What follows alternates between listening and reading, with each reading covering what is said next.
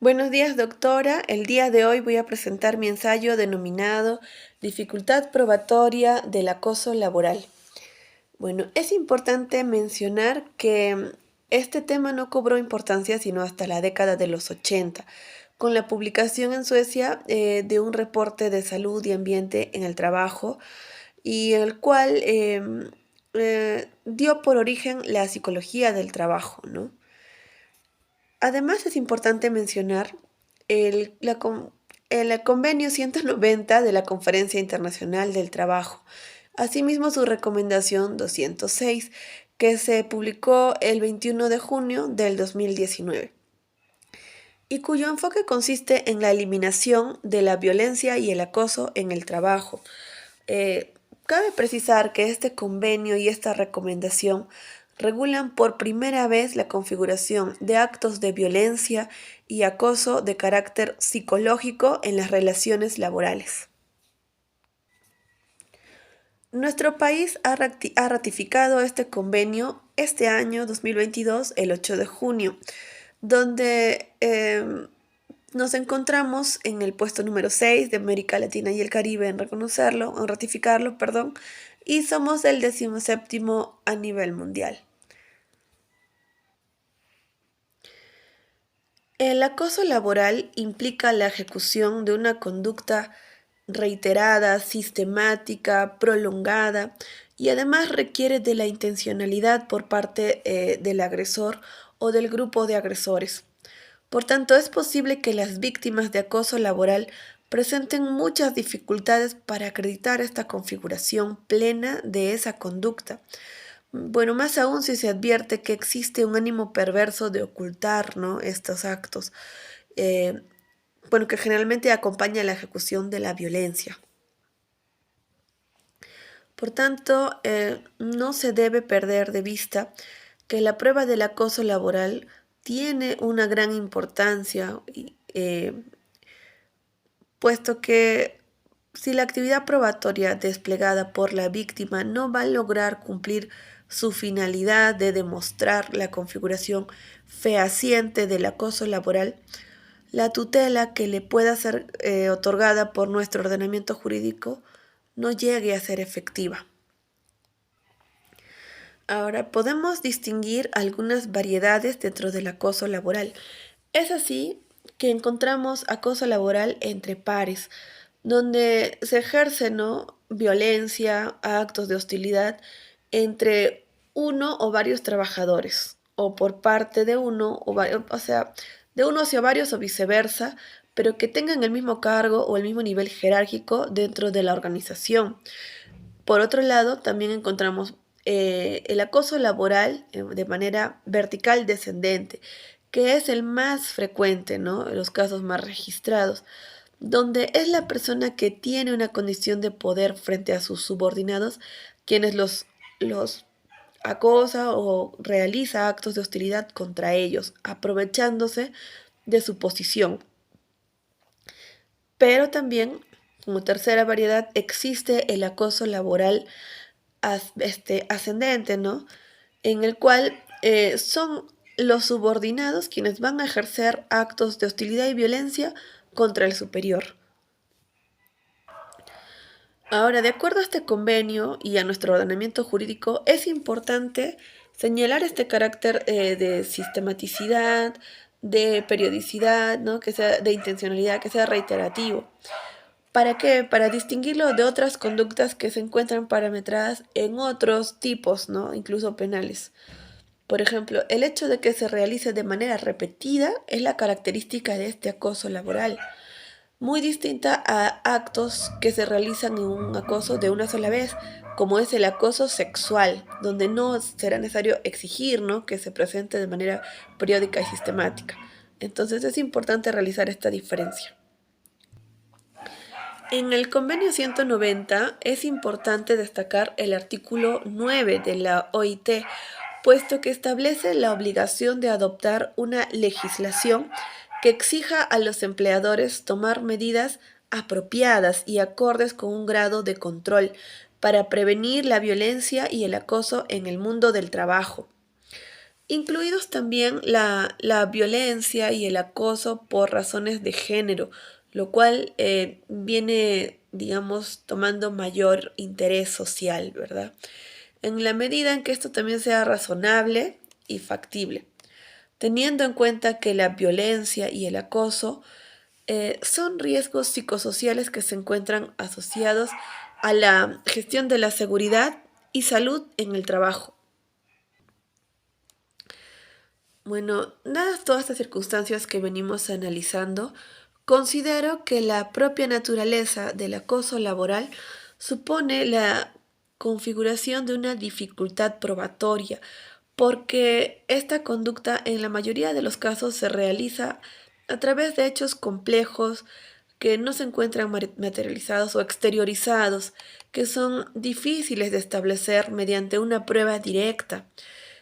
Por tanto, existe una relación muy distante entre la víctima y los medios de prueba, dado que lo que se pretende probar en el acoso laboral es la finalidad del hostigamiento, para hacer evidente que el agresor actúa de esta manera con toda intención de perjudicar la integridad psíquica y mental de la víctima, que de presentarse también estos daños psicofísicos es necesario diferenciar que las personas que se encuentran afectadas por estos actos de agresividad, de hostilidad, pueden asumir diferentes conductas que incluso lo pueden llevar a abandonar definitivamente su puesto de trabajo o incluso por la necesidad tolerarlo, ¿no? De una manera permanente. Entonces encontramos dificultad probatoria al tratar de demostrar estos actos propios del acoso laboral, en razón de que en la mayoría de los casos del acoso laboral los agresores actúan con astucia premeditada, ¿no? Ocultando sus actos, realizando estos agravios cuando la víctima se encuentra sola y sin que nadie pueda presenciar dichas acciones. Es así que resulta muy complicado cumplir con la calidad de actos exteriorizados, puesto que el agresor se cuida mucho de la presencia de testigos para que estos no puedan afirmar o corroborar los actos de acoso. Asimismo, la situación se complica aún más, puesto que aún existieren testigos, personas que han presenciado este acoso, podría ser imposible conseguir su declaración, puesto que pueden ser víctimas de amenazas precisamente por la condición de poder del agresor o que ellos por sí mismos tengan mucho temor, ¿no? De las complicaciones laborales o represalias que podrían sucederse a razón de testificar esta hostilidad y acoso laboral en el trabajo. Nuestro ordenamiento jurídico garantiza una tutela reparadora restitutoria, ejercida mediante la acción de amparo y el cese de hostilidades, y una tutela reparadora resarcitoria, que se ejerce mediante la acción indemnizatoria por el despido indirecto y la responsabilidad civil por daños y perjuicios. Bueno, respecto a esto, considero que el marco de protección frente al acoso laboral se ha visto revestido de mayor importancia por la vigencia de la Ley 29.497, que es nuestra nueva Ley Procesal del Trabajo, que en su artículo 2 regula de manera expresa el cese de actos de acoso moral como una pretensión bajo competencia de los juzgados especializados de trabajo. Entonces podemos distinguir reglas generales y especiales en cuanto a la carga de la prueba en el acoso laboral en esta nueva ley procesal del trabajo. En el artículo 23, en el numeral 23.1, nos dice que la víctima de acoso laboral debe acreditar los hechos que configuran su pretensión y que el agresor o grupos de agresores que contradigan el acoso laboral alegando nuevos hechos deben acreditar su contradicción.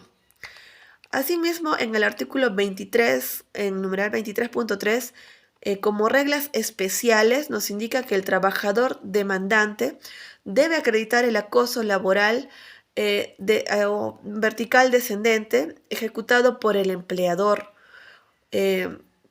Asimismo, si el trabajador demandante pretende una tutela resarcitoria, es decir, una indemnización de su empleador frente al acoso laboral, debe acreditar la existencia del daño padecido y el empleador demandado que contradiga los actos de acoso laboral debe acreditar la existencia de un motivo razonable, distinto al hecho lesivo que ha alegado la víctima. Por tanto, yo considero, desde mi perspectiva personal, que la carga de la prueba requiere de la víctima una actividad excesiva que complica aún más su condición. Por tanto, es importante destacar las presunciones o a las presunciones como sucedáneas de los medios de prueba para coadyuvar a formar convicción. Es decir, que es necesario mencionar el artículo 23.5 de esta ley, que establece que en aquellos casos en que la demanda y la prueba actuada en estos aparezcan indicios que permitan presumir la existencia del hecho lesivo alegado, el juez debe darlo por cierto, salvo que el demandado haya aportado elementos suficientes para demostrar que existiera alguna justificación objetiva y razonable de las medidas adoptadas y de su proporcionalidad. Y estos indicios deben ser, entre otras, las circunstancias, o sea, estos indicios van a tener en cuenta quizás no el acto cometido en sí mismo, sino las circunstancias en las que sucedieron los hechos y también los antecedentes a la realización de la conducta lesiva. Asimismo, es importante destacar que existen 4 medios probatorios útiles que pueden ser ofrecidos a la demanda para demostrar el caso de acoso laboral, y son la pericia, que contiene el detalle y la relación de causalidad del daño alegado por la víctima. También los documentos tales como escritos, que son prueba material, ¿no? Escritos, grabaciones, órdenes del agresor, etc. Podría haber también la declaración testimonial y la declaración de parte. Entonces, es importante destacar la relevancia de la prueba documental para demostrar conductas de acoso laboral en nuestro proceso laboral peruano. Puesto que este medio probatorio permite a la víctima ofrecer documentos emitidos por especialistas en medicina ocupacional o en psicología, así como documentos electrónicos, grabaciones, videos, aun cuando hayan sido obtenidas sin conocimiento del agresor. Por otro lado, la prueba testimonial es la más difícil de obtener, debido a que el testigo, pese a tener conocimiento de esta conducta, suele optar por no formular declaración para evitarse complicaciones laborales. Por eso considero que el juez no solo debe valorar los hechos percibidos por el testigo, ¿no? Sino también valorar sus apreciaciones, deducciones o conclusiones, ya que de ese modo puede garantizarse la tutela jurisdiccional efectiva de la víctima. En conclusión, para que un tribunal pueda decidir, ¿no?, que una persona o resolver que una persona está siendo acosada laboralmente, tiene que estar sometida a una sistemática y prolongada presión psicológica en el desempeño de su trabajo. Se le ningunea, se le hostiga, se le amenaza, atemoriza, se acobarda, se asedia. Esta persona se encuentra humillada, ¿no? Y también se siente desamparada. Al atacar su dignidad personal, se persigue destruir su comunicación con los demás para que, estando perturbada su vida laboral, abandone su puesto de trabajo. Por tanto, la violencia y acoso al trabajo afecta entornos de nuestra economía formal e informal, puesto que atenta contra el principio de igualdad y la no discriminación en el trabajo, pone en riesgo el ejercicio de otros derechos fundamentales también, y son una constante amenaza para la dignidad, la salud y el bienestar de las personas. Por eso, para finalizar, voy a hacer un pequeño recuento de algunos actos que podrían comprender violencia laboral, que es la falta de pago oportuno, la reducción de la remuneración o de la categoría, el incumplimiento de requisitos objetivos para el ascenso en el trabajo, el traslado perjudicial del trabajador de su hogar al trabajo, la violación de medidas de seguridad y salubridad que afecten o pongan en riesgo la vida o la salud del trabajador, los actos de violencia o agravios contra el trabajador y su familia, Los actos de discriminación por sexo, por raza, religión, opinión o idioma, y los actos contra la moral o que afectan la dignidad del trabajador. Es decir, que aquí se encuentran todos los tipos de acoso, verbal, físico, visual, sexual, etcétera. En consecuencia, el bien jurídico que se pretende proteger es el de la dignidad, el derecho al honor, el derecho a la intimidad, a la igualdad, a la no discriminación, por supuesto, el derecho al trabajo y otros derechos que se encuentran amparados en nuestra Constitución. Muchas gracias, doctora.